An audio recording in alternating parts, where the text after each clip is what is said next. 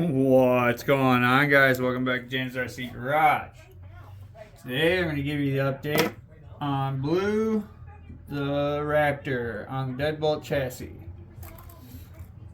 I got my links, high clearance links done today, and the trans pan. Now the only thing that is left to do is change this one out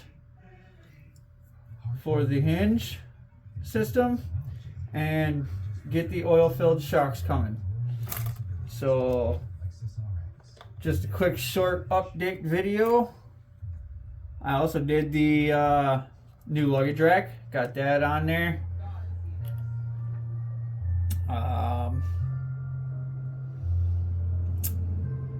As far as all that goes, that's about it on that one.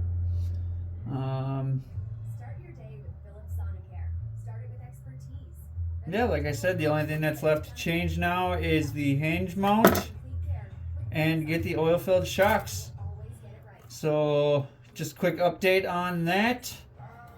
As always, guys, like, subscribe, and share. Click that bell to get notified.